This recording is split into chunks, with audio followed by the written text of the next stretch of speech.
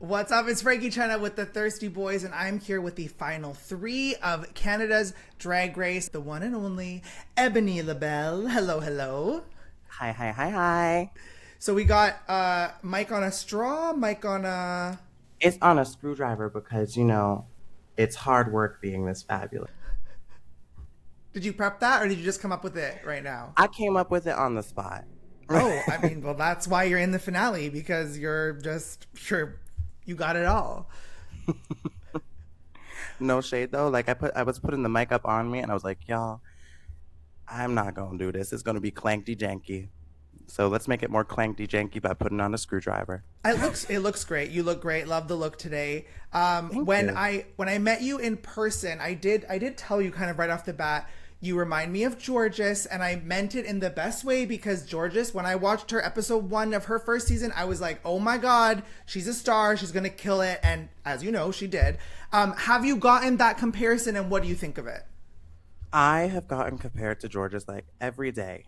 Every day. And you know what? I'm not mad because she is very fierce. She's fabulous. She's a great entertainer. She can lip sync the house down.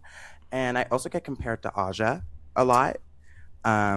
I get the Aja, I get the Georges. I mean, I'm a Georges variant in the multiverse. I guess I'm starting the Aja multiverse variances. So I'm kind of here for it. It's iconic. My name stay in their mouths. So Absolutely. No, but when people say it like about Georges, like do you get like what they're getting at? Because for me, it's very specific. Like when I feel it. I do get it. I do get it. There was this one time too, I did like my makeup and like I was rushing. I was in Montreal and the first time I got called Georges was actually by Fierce, like Fierce Delicious. Okay. So I was like going to the gig and she's like, girl, you look like Georges right now. And I'm like, I was like, she's like, it's the eye and everything. And then, and then Nikki Doll called me beautiful too. But I mean, well, you are, and I mean, comparison or not, you're still one of a kind. It's not to say that, it's the comparison is with all of the kindness and love. You obviously had an iconic season, but perhaps one might say it really kind of lifted off, or you were really kind of cemented as this key figure in the lip sync challenge. Is that how you felt being in the competition? Or were you like, I'm like day one, I'm here, I'm finalist? Like what was the turning point for you? I feel like, okay, so as soon as I was a part of the top 5, that first episode, I was like, all right, I'm locked in. They get it, they see me, and now we get to just go like steamroll. Yes.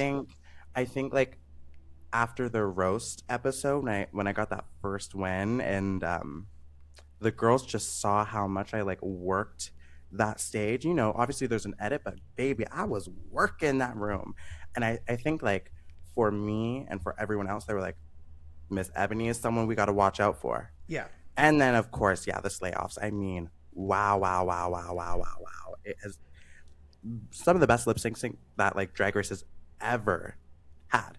Truly, like that episode was, I like jaw on the floor, like the whole episode, was not expecting that. And I'm sure you've seen like the clips, like people are clipping and reclipping, and like, yeah, truly in franchise, in Drag Race history, like herstory, definitely such a good episode.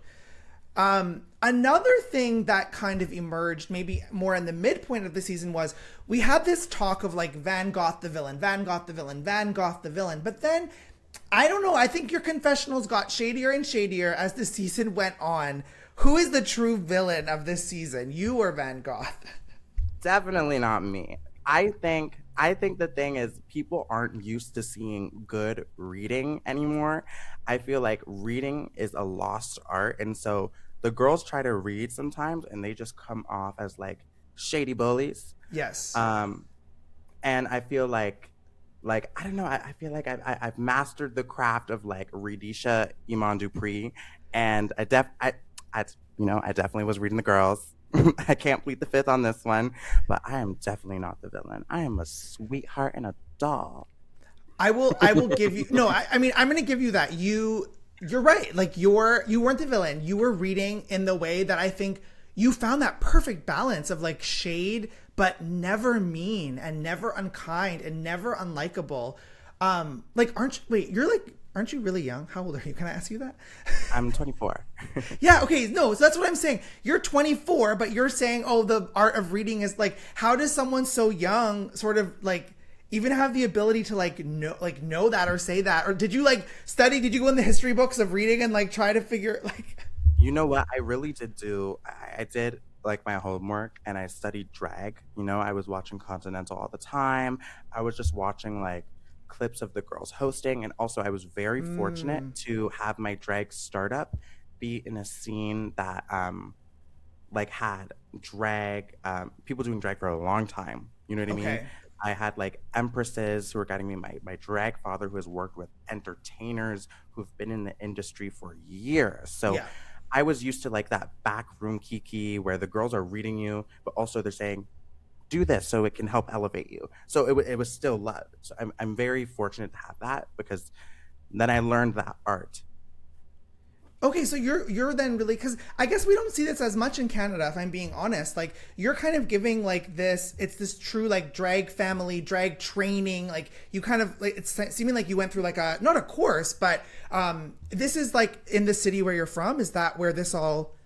So I mean I have like drag family in Niagara.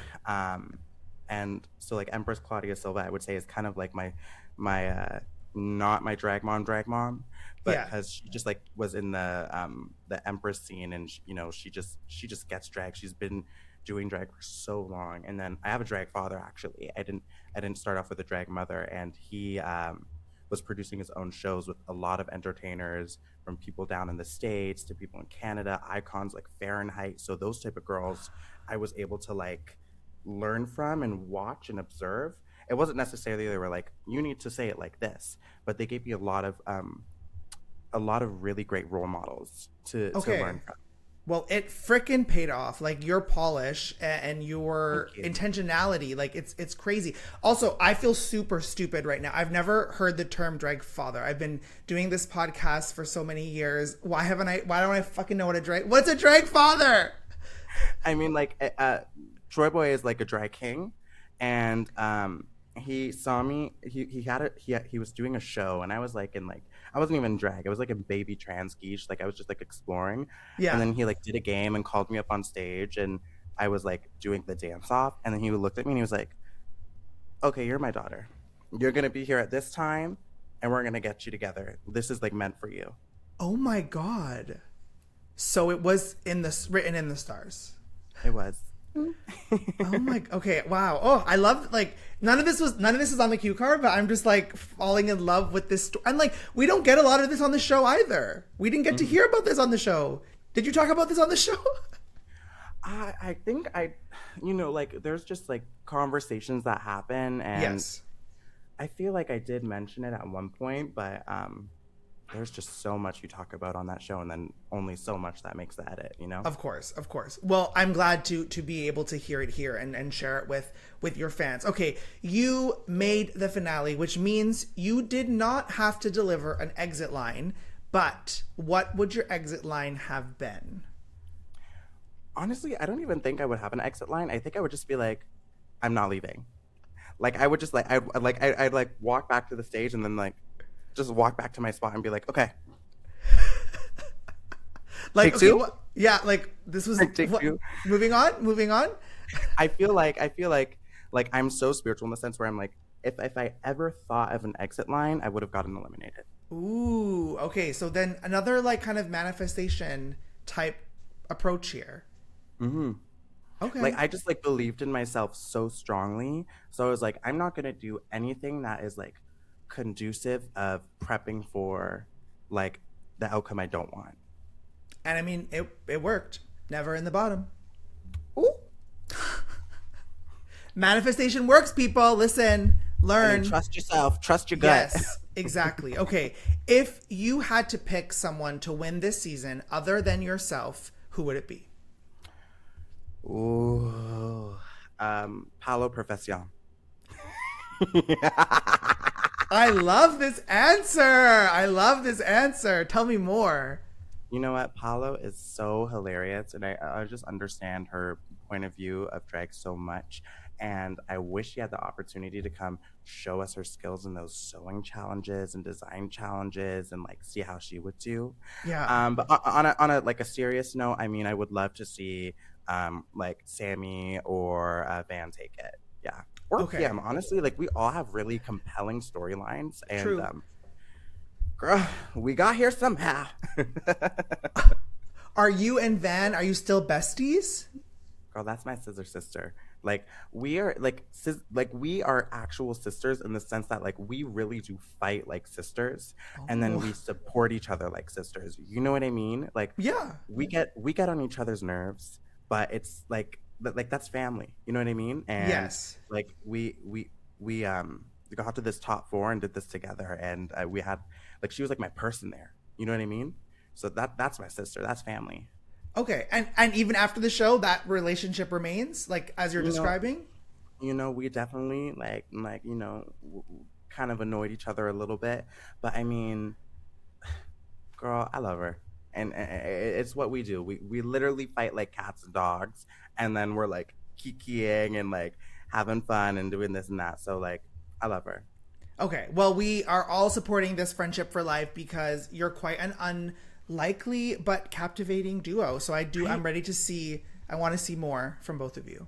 And we like the thing that I like is that we bring out something about each other that I don't think we would necessarily bring out like naturally by Yeah. ourselves. Like I feel like I bring out this like softer side to Van that not a lot of people maybe get to see. Yeah. And Van like brings out this like more like confident competitive side out of me. Yeah. Because like I see the way she believes herself and I'm like, girl, I'm gonna believe myself. Yes. So Okay, well, I mean, it paid off. You had an alliance. You made it to the end. Okay, Ebony, we're almost out of time. Final words to your fans before this iconic finale. my Ebonista Lagooners, I love you. And make sure you follow me. And y'all better get your popcorn because this episode is like the penultimate, okay? And what a great way to close the season. Van Goth, you have broken records since the last time we saw you. You're the first queen in Canada's Drag Race history to win 4 maxi challenges in a season and the first queen to win all of the design challenges in the season. Did you expect to do this well? Yes, I did. I really did. I didn't think I was going to grab the 4th win, but I knew I could get at least 3 and I could tie Rita. Okay, so but at what point did you know that? Like, did you enter this competition being like, it's a done deal? Or was it after meeting the other contestants and being like, now I know I can After I win won my challenges? 2nd challenge in the 3rd episode, I was like, oh, there's still like so many episodes to go. I could win another one. Okay, so your confidence sort of built. It built as you went. But you clearly did have that. You had that vision. You knew you were going to be Yeah, in this finale. for sure. Oh my God. Yeah, walking in, my main goal was not necessarily to win, but it was to cement myself as one of the best to ever be on Canada's Drag Race. And I did that. Okay, well, congratulations on all of your records. Let's talk a little bit more about you being the villain of the season. We talked about it last time. First of all, is it still okay if I call you that? Yeah, I mean, I wear it with a badge of honor. I would say I'm the most likable, honest villain there has been. Okay, I'll take that. I like that title. But let's talk about some of your most villainous moments of the season. One of them for me was your fight with Saltina, which felt extremely raw and unfiltered. You felt very genuine. In these moments where you were fighting with the queens or being yourself, were you not thinking about like the beaver or how your kind of reactions might affect alliances? No, I was never really thinking about anything. I was just like saying what I felt in the moment, and I felt like what Saltina was saying was kind of hypocritical to what she had said the week before and prior. And so I was mostly just taken aback by why she was doing all that. I mean, I didn't care. Give me the beaver, don't give me the beaver, I don't care. I knew I was going to stick around. And let's talk about that. So at what point in the competition are you like, I don't need the beaver because I know I'm good enough to not need it? Like, was that from day one, or did that also come after a win or two?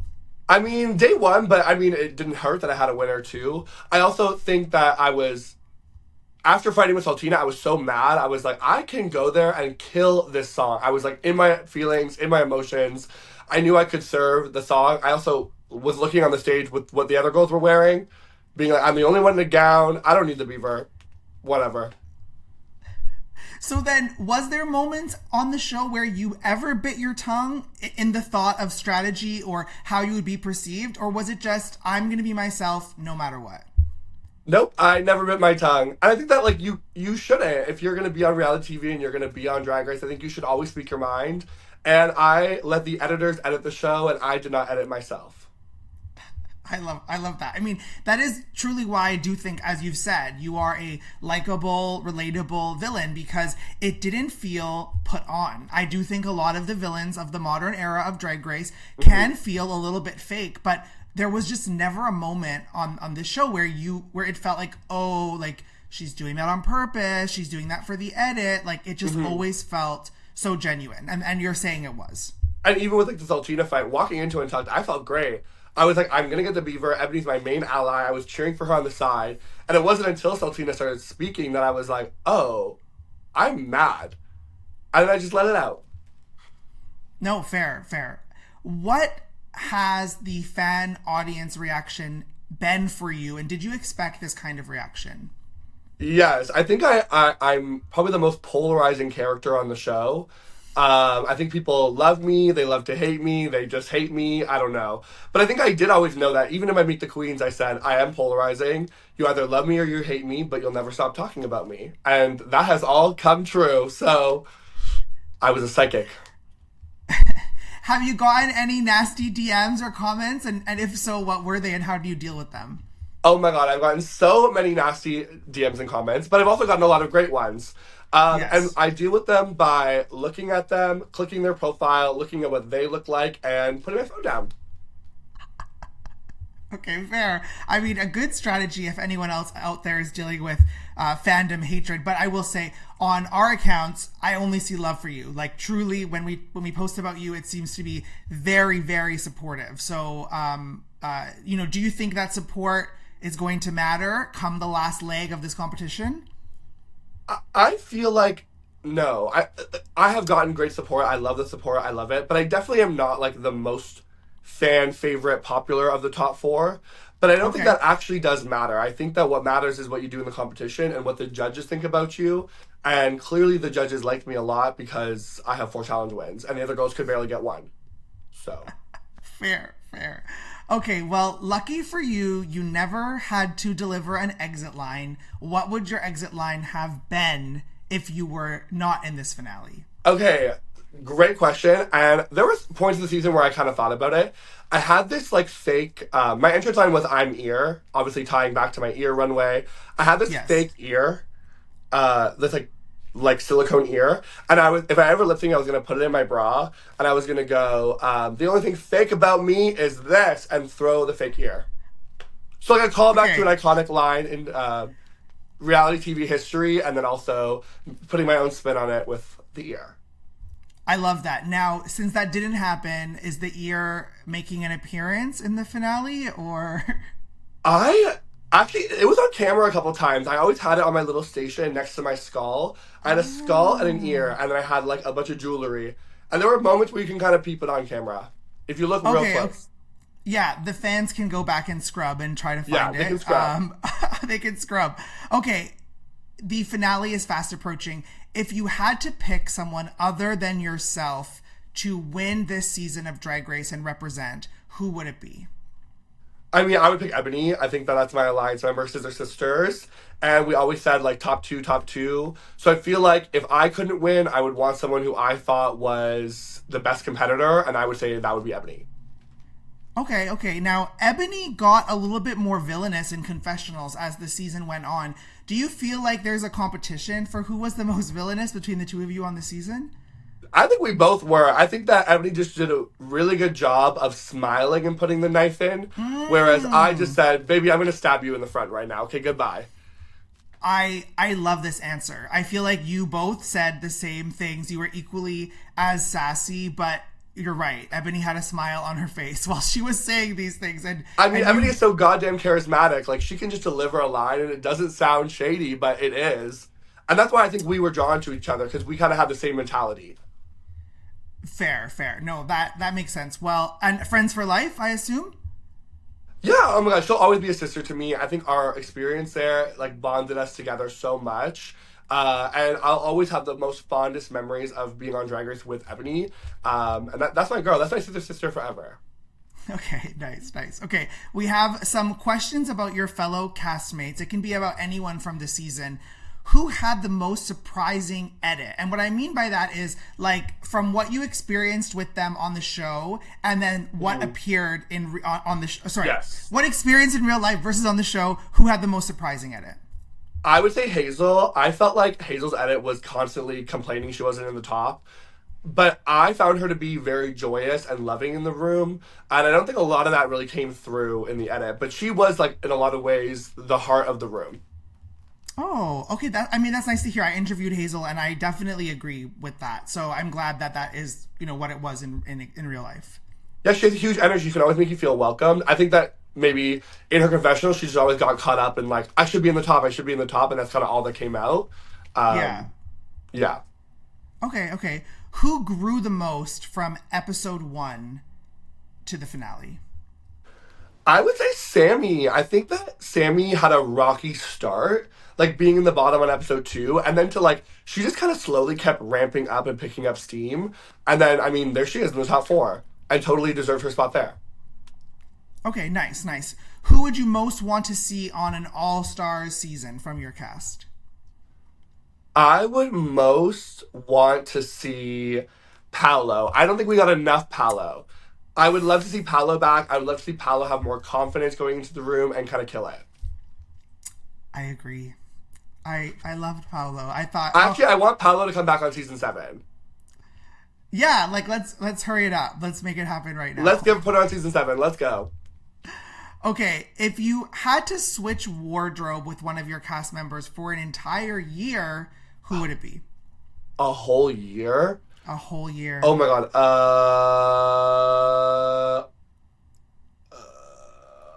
They're all kind of bad. Maybe PM, because I think it'd be fun to wear the hoods. Okay, I wasn't expecting that answer, but I mean, you said whole year, so I'm thinking they're out of Drag Race wardrobe. Oh, no, sorry. Wait, I guess I'm talking about the Drag Race wardrobe for a year. Drag Race wardrobes then Saltina or Hazel. Okay, yeah, that I feel like that answer makes more sense. Or Velma. One of the 3. Maybe Velma actually number 1. Velma. I think you and Velma, there's like a crossover. Final answer, Velma. Final answer, Velma. Okay, I love it. Okay, well, sadly our time is almost up. Obviously, the finale is coming soon. Any final thoughts to your fans, the people who've been supporting you as we enter this last stage of the competition? Thank you for all the love. Thank you for all the hate. Maybe keep running my engagement up. And honestly, I just had the best time ever, and I was authentically who I was. And I have no regrets about the show. And I made history with or without a crown, but the crown would just look so good. It would just look so good on my little head. And right now, I'm with SAMI LANDRI. Hello. Hello, bonjour. How are you? I'm doing great. How about you? I'm doing great. I'm, fresh from Australia, back in cold, wintry Toronto, but I'm with you, so I'm feeling better. Good. I can be your son, your Australian son, and give you another tan. Perfect. I love that. Sabi, you had quite an iconic season, from being in the bottom 2 and now all the way to the finale. Were you expecting this type of journey? No. No. So being in the bottom from the jump was very testing, I will say. Mm-hmm. So it was tough, but as difficult as it was in the moment, it was difficult on to do it, and it was difficult on my head.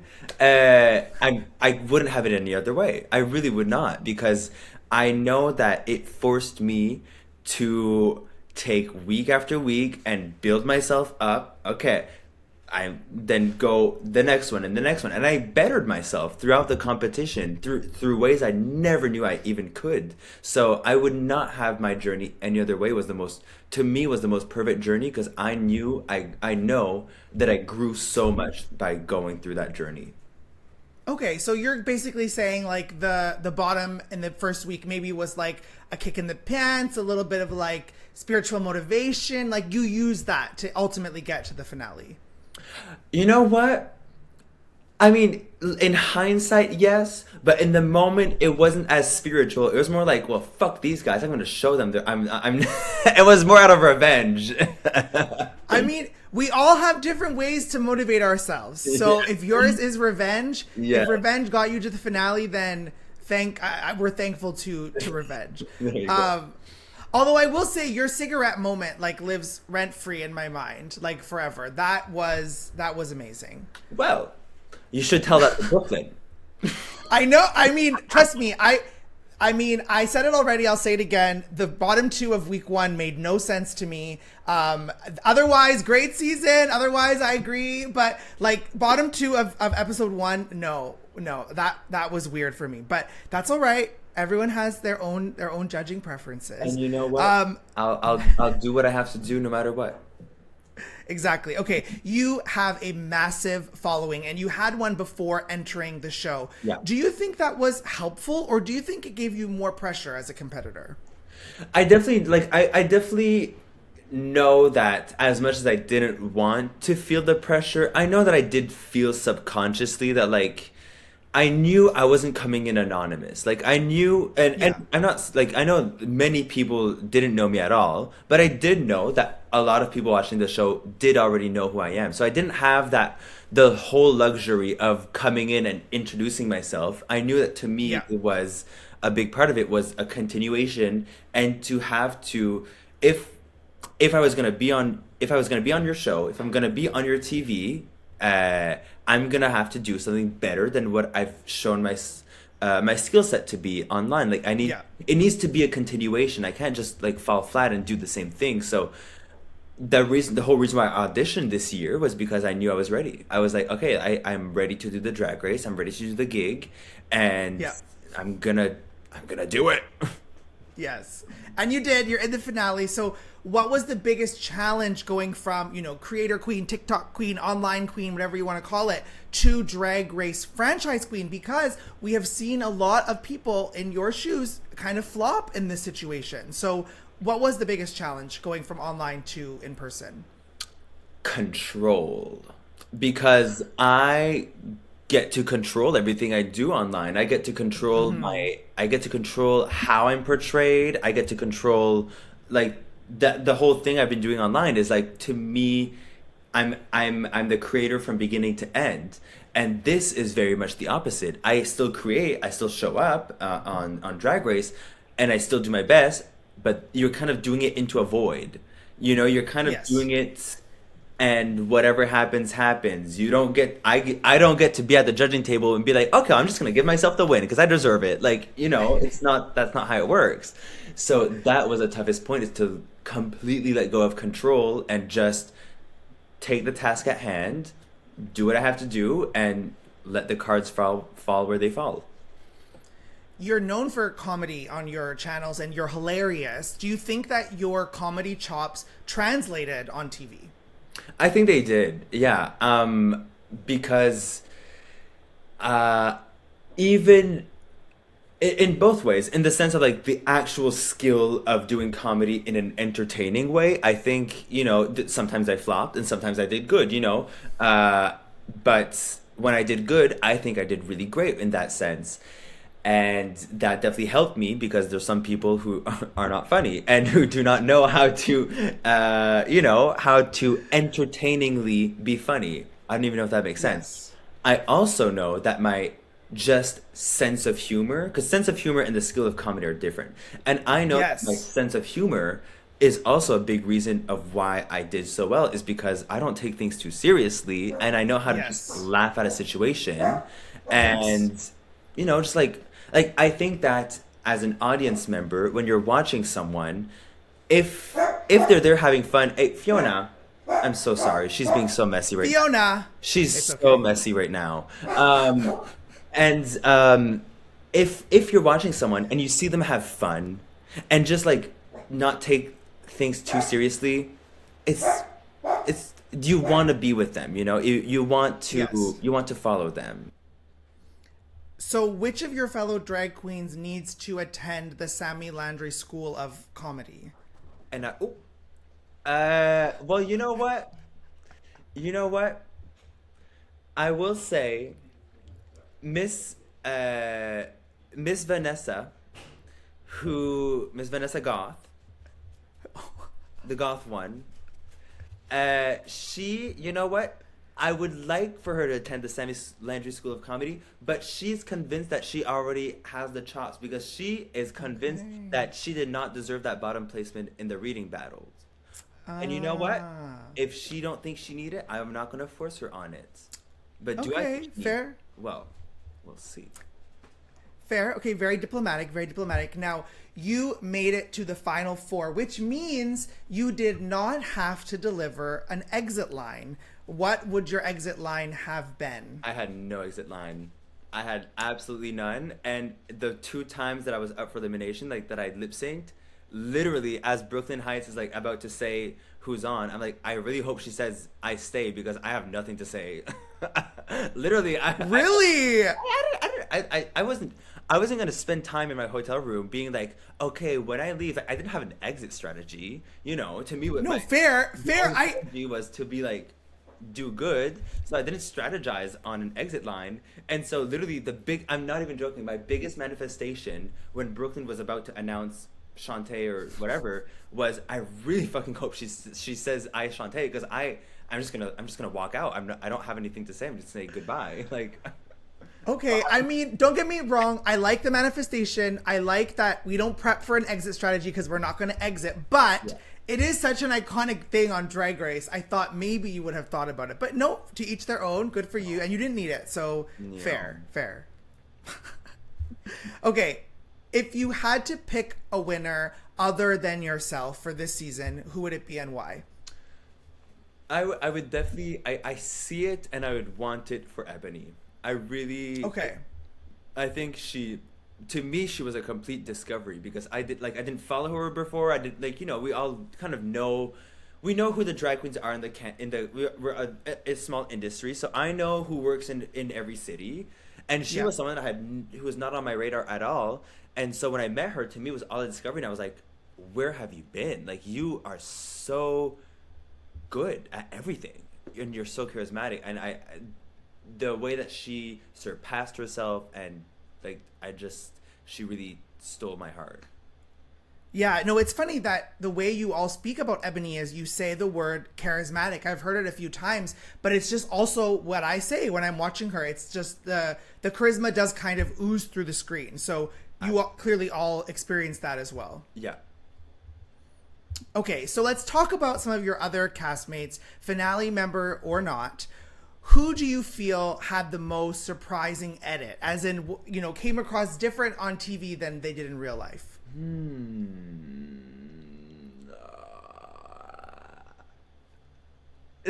Saltina. Oh. Because in the workroom, you know, she has a great edit, but she did also get a kooky edit at some points where she would say her stuff. And so to me in the workroom, when she would say her like spiritual woo woo stuff, to me, no joke, I was like, you know what, work. I was like, you know what, I have no idea, but like I'm getting it. I'm vibing with it. You know what, work, mama. And then when I would watch the edit, I would be like, wait a minute, I have no idea what she's saying. Yeah. And so in the moment, I was really like, wow, this is an enlightened being, and she is. But Yes. you know, watching it objectively, I'm like, wait a minute, what are you saying? Yeah, no, I mean, kookie's a fair word. I'll give you that.